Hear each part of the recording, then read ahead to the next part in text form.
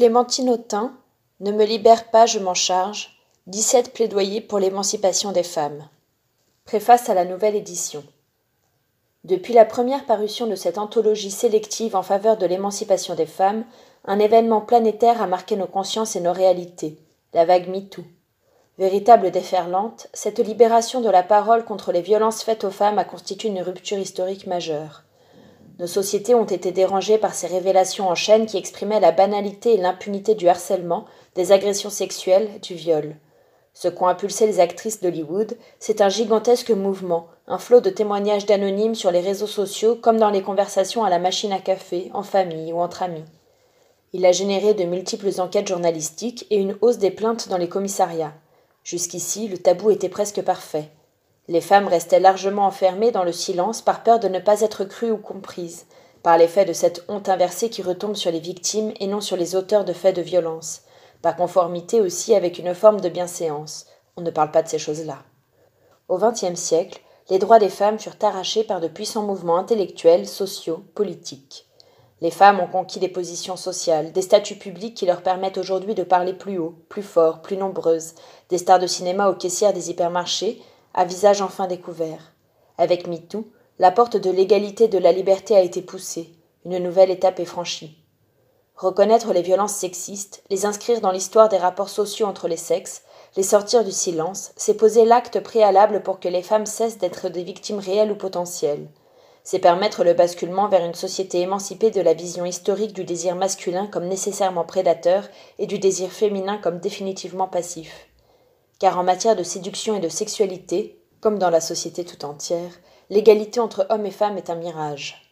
Nous héritons des représentations traditionnelles, de ces contes et réalités dans lesquels les femmes sont des belles au bois dormant qui attendent le prince charmant, des objets soumis à la volonté et à la libido masculine. Dans ce monde, la sexualité des hommes se conçoit comme irrépressible, la prostitution comme un mal nécessaire. Dans ce monde, les viols ne sont pas des crimes exceptionnels, mais des faits courants et massivement impunis. Les femmes représentent 96% des victimes de viol et de tentatives de viol. Une femme meurt tous les 3 jours sous les coups d'un conjoint violent. Ces réalités sociales pèsent sur nos comportements et nos ressentis. Sauf cas exceptionnel, quel homme se sent en danger si une femme se montre insistante pour obtenir une relation sexuelle? Quel homme redoute une agression sexuelle quand il se promène dans la rue en pleine nuit? Des femmes ont peur là où, à situation semblable, les hommes ont le sentiment de n'avoir rien à craindre. Et statistiquement, ils ont raison. On ne comprend rien aux enjeux féministes si l'on ne perçoit pas l'asymétrie entre les sexes. Ignorer ou marginaliser cette inégalité, et avec elle la persistance de la domination masculine comme la gravité de ses effets, c'est nier les mécanismes sexistes et considérer finalement qu'outrepasser la frontière du désir de l'autre n'est rien d'autre qu'un privilège masculin. Tout mouvement d'émancipation suscite une réplique réactionnaire, comme un hoquet plus ou moins violent, signant le refus, voire une forme d'angoisse, à l'égard d'un bouleversement des normes existantes. MeToo n'y a pas échappé. En réplique, la tribune des 100 femmes revendiquait la liberté d'importuner a cristallisé la réaction, traînant son éternel procès en puritanisme et enfermement victimaire, des critiques à l'égard des discours féministes aussi vieilles que le féminisme lui-même. Les 100 femmes de la tribune ont développé une argumentation à sexe unique. Un homme qui frotte une femme dans le métro manifesterait ainsi sa misère sexuelle. Des femmes frottent-elles couramment des hommes dans le métro? Non, ces derniers n'ont pas l'air de redouter la main aux fesses quand ils entrent dans un wagon bondé. Est-ce parce que les femmes ne connaissent pas la misère sexuelle? Bien sûr que non. Au fond, la tribune des 100 porte le refus de l'égalité. Elle poursuit l'attaque en procès en puritanisme. Comme si dénoncer le harcèlement, les violences sexistes et sexuelles conduisaient vers un monde austère sans plaisir. Comme si revendiquer l'égalité entre les sexes revenait à rejeter le sexe et le désir. Certains imaginaires restent totalement enfermés dans les moules existants. Aspirer à d'autres rapports ne signifie en aucune manière viser, in fine, pas ou peu de rapports. Car le processus de libération de la parole des femmes est en réalité un puissant facteur de libération de la séduction et de la sexualité.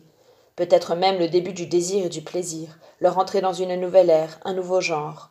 Rien de prude, de rangé ou de chaste, mais tout de la liberté véritable. Car la sexualité libérée de la peur d'être violée, la séduction libérée de la crainte d'être harcelée, est de nature à démultiplier l'envie d'accepter la rencontre, de jouir d'une relation sexuelle. Les hommes pourraient, eux aussi, ressentir davantage de plaisir s'ils s'émancipaient des schémas de dragues imposés et si la société cessait de les assigner à une prétendue pulsion sexuelle offensive et sauvage. Rechercher le désir de l'autre et non sa domination, là se joue la révolution nécessaire. Ce déplacement radical dans la conception de la séduction et des rapports charnels entre les sexes suppose toujours d'attirer l'autre à soi, pas pour le posséder, mais pour nourrir une relation entre sujets libres et égaux. Cet enjeu féministe de notre époque puise sa source dans une histoire, celle de l'insoumission à l'ordre des sexes, dont il est décisif de connaître les étapes, les combats et les mécaniques intellectuelles.